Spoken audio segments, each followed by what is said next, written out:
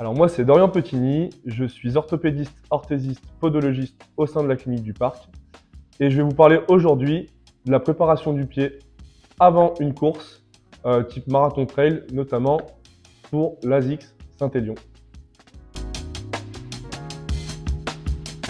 Alors pour ceux qui sont sujets au frottement, aux ampoules, aux échauffements, il va falloir préparer la peau en amont de la course.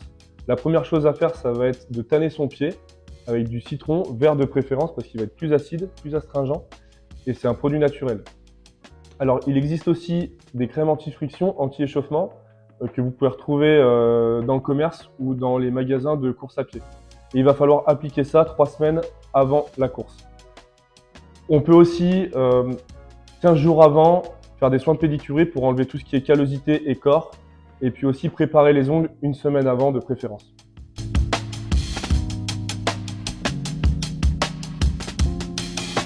Lors de l'ASICS Saint-Élion, il va falloir appliquer la crème anti-friction en insistant sur les zones de frottement, notamment entre les orteils. Ça laissera un film protecteur qui permettra d'éviter les ampoules.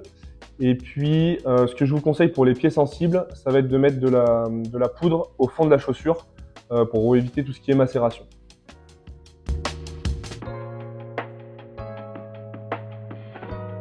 Donc on voit trop souvent les sportifs ne pas terminer la course, sachant qu'ils ont bien préparé leurs pieds. Donc il est important d'avoir les bons équipements en fonction du terrain, en fonction de la distance et des conditions climatiques. Le choix de chaussures va être très important parce qu'il y a quand même un large choix de chaussures avec de nombreuses caractéristiques, notamment le drop. Plus on va avoir un drop élevé, plus on va avoir une attaque talon, plus on va avoir un drop faible, plus on va avoir une foulée sur l'avant-pied. Donc il est quand même important de bien choisir sa chaussure.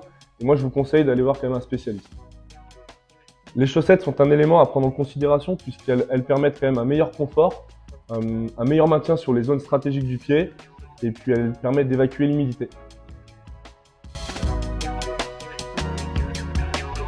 Et enfin, les semelles orthopédiques ont un rôle quand même à jouer puisqu'elles permettent de limiter l'hyperappui, d'avoir une bonne stabilité au niveau du pied et puis de réduire les zones de frottement en fonction de la morphologie de votre pied. En prévention des blessures, moi ce que je vous conseille, ça va être de renforcer les muscles intrinsèques du pied. Vous pouvez aller voir votre podo ou votre kiné en amont de la préparation.